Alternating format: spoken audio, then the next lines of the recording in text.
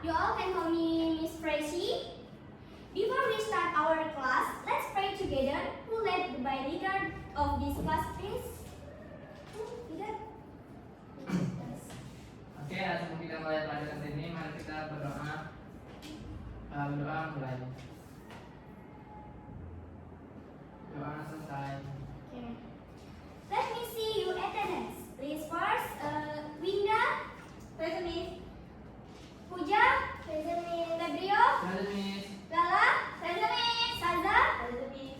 Eko, Present Miss. Sheila, present Miss. Oke, semuanya hadir ya. Hadir.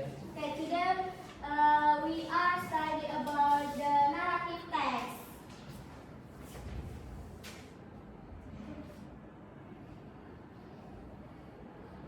So, have you ever know about the folklore? No. Yes. Yes, yeah. Can you tell me some of the title of the Indonesian folklore? Saza? Bawang putih, bawang merah. Ya, Febrio? Lakman Bunda. Eko? Batu Banda Tangguh. Oke. Berarti udah tahu ya. Jadi cerita dari Indonesia. Rakyat. Oke. What is narrative text? A type of text that tells a story or even whether fiction or non-fiction. Its purpose is to entertain, inform, or convey a moral message to the reader. Jadi, naratif teks ini, nah sebelumnya ada yang tahu nggak apa ini naratif teks? Apa? Dibuat dengan tujuan untuk menghibur pembaca. Ya, benar. Jadi, naratif teks ini adalah cerita atau kisah yang bersifat fiksi atau non-fiksi yang bertujuan untuk menghibur atau menyampaikan pesan moral.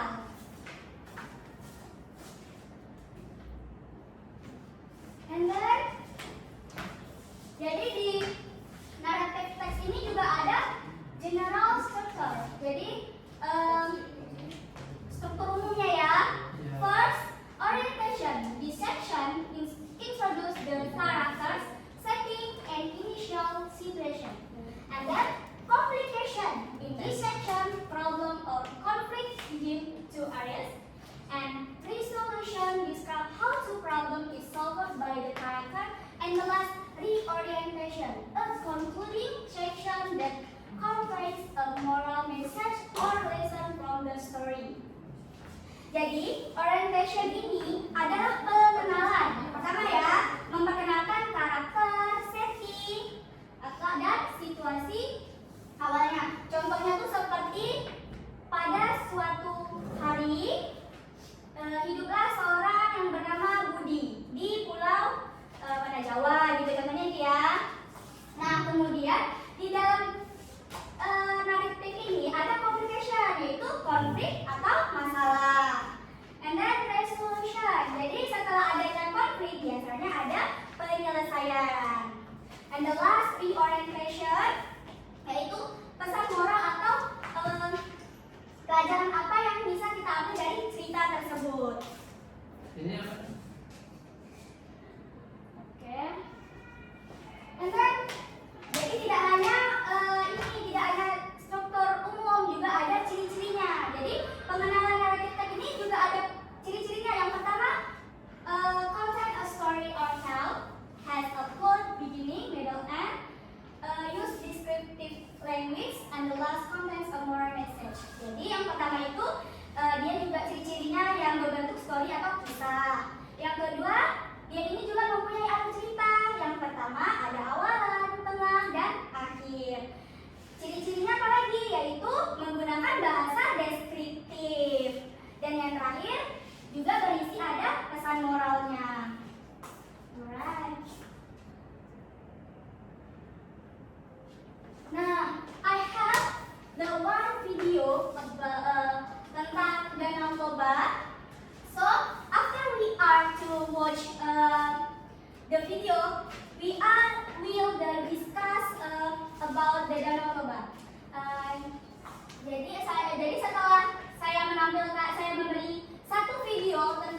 Danau Toba ini. Kemudian saya akan bertanya kepada siswa ya, apa aja orientasinya tadi yang sudah saya jelaskan, apa resolutionnya, konfliknya, dan key orientationnya. Jadi saya harap kalian menyimak bersama. Jadi cerita dari Danau Toba tadi yaitu seorang pria yang bernama Toba sedang memancing, ceritanya kan, dapatlah seekor ikan emas dan tiba-tiba ikan emas itu berbicara bahwa dia adalah seorang wanita yang dikutuk. Kemudian jadi wanita itu bilang, dia mengatakan dia siap menikah dengan Toba dengan satu syarat. Syaratnya apa? Syaratnya adalah dengan tidak mengatakan atau mengungkapkan bahwa dia adalah seorang ikan. Nah, dengan kesepakatan bersama, Toba dan ikan emas itu menikah. Kemudian dikaruniai anak yang bernama Samosir, laki-laki ya, pria yang bernama Samosir. Kemudian pada suatu ketika Danau Toba ini pergi bertani. Kemudian sang ibu menitipkan makanan kepada anaknya untuk mengantarkan makan kepada Toba. Dan ketika di perjalanan sang anak itu memakan makanan tadi, sedangkan si bapak tuh menunggu makanannya yang akan diantar oleh anaknya. Kan bapaknya tuh capek lah ya kan, lagi setelah panen gitu kan, jadi nunggu makanan, tahu-tahu anaknya makan makanan tadi yang dititipkan oleh ibunya di tengah perjalanan.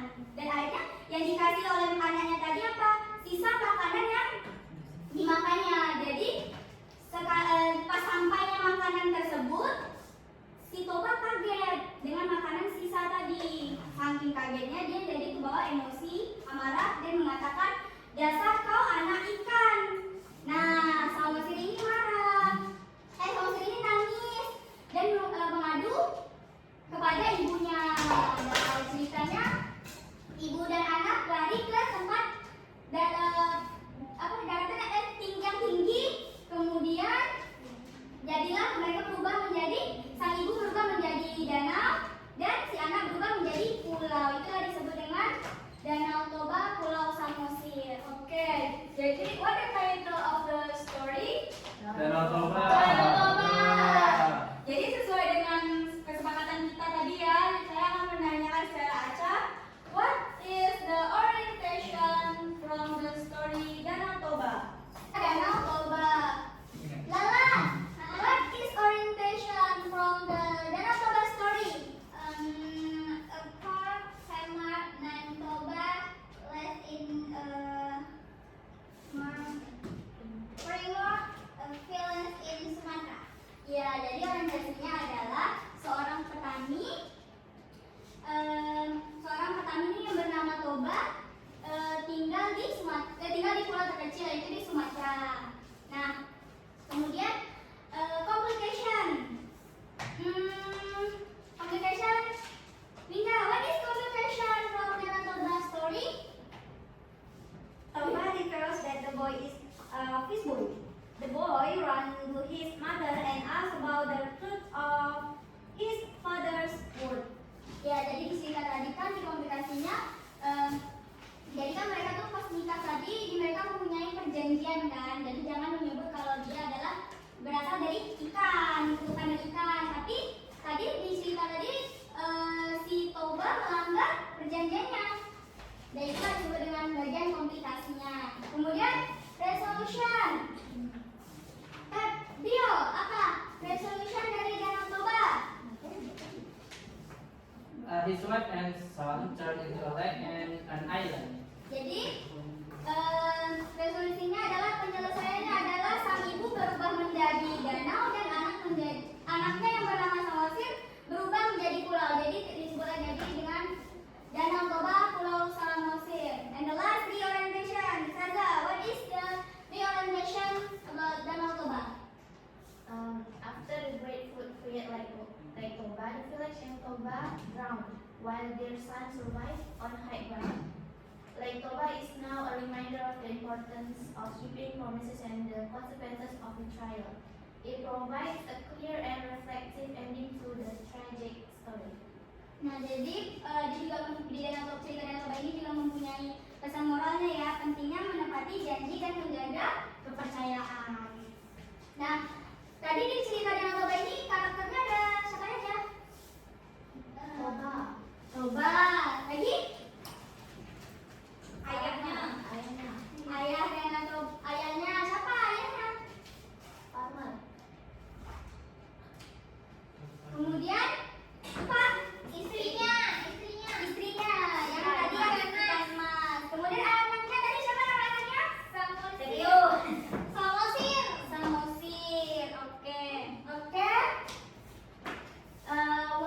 Once more the video tentang timun mas. Jadi hari ini kita akan belajar tentang saya akan memberikan tugas yaitu bagi-bagi seperti yang sama ya, tentang orientation, reorientation, resolution, and the last and complication.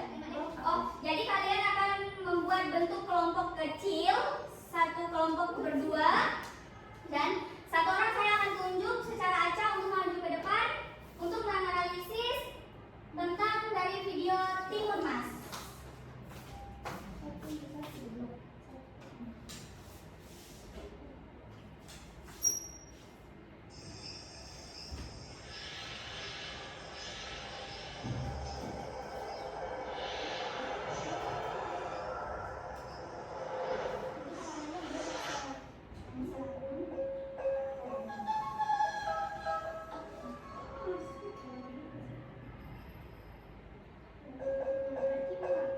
This tale brings us to the mystical island of Java, Indonesia, where a widow named Kumbang Siri lived alone on her farm.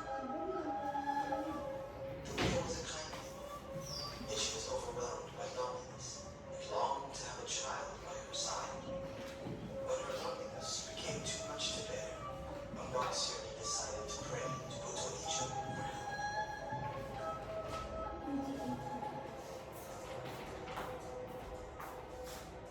Buto Ijo was a monstrous ogre who lived on the outskirts of the village and was known to occasionally grant wishes to people.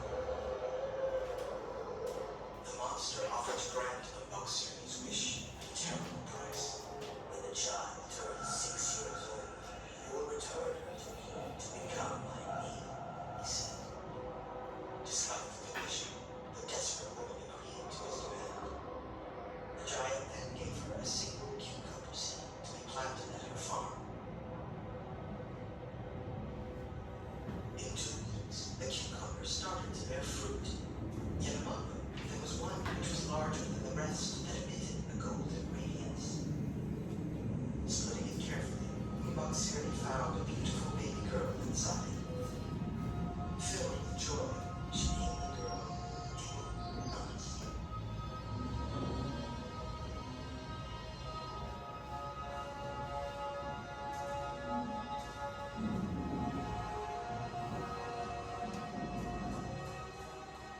Alas, she had come to love her daughter over the years and couldn't bear to lose Timun Mas, and yet she would never be able to stand up to the powerful ogre.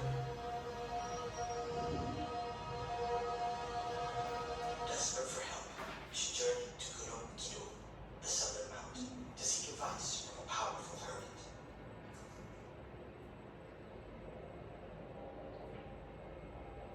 After hearing her plight, the hermit presented Mboksyuri with 4 small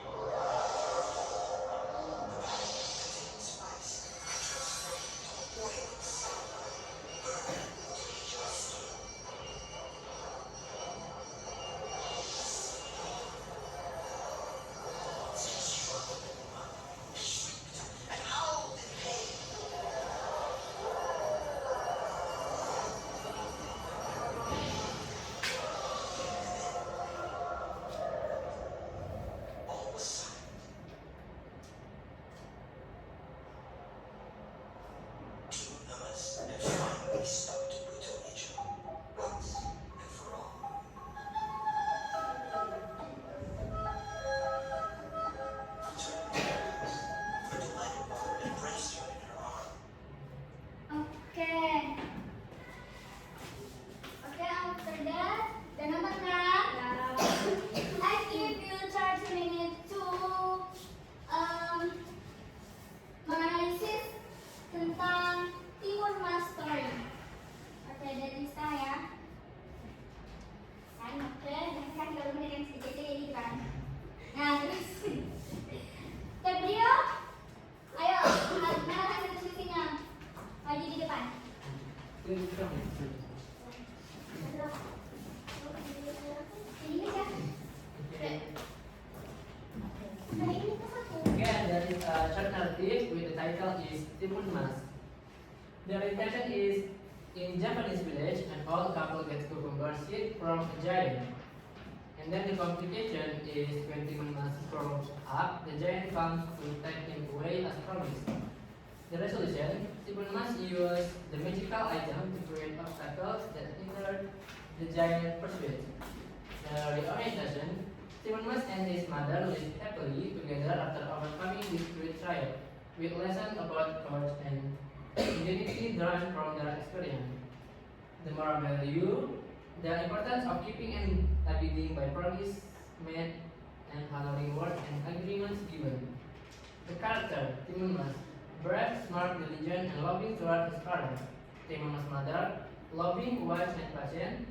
Giant or Kuto Ijo, cruel, powerful, and cunning. And last is Timun Mas' father, kind, believe in Russell, and loving toward Timun Mas.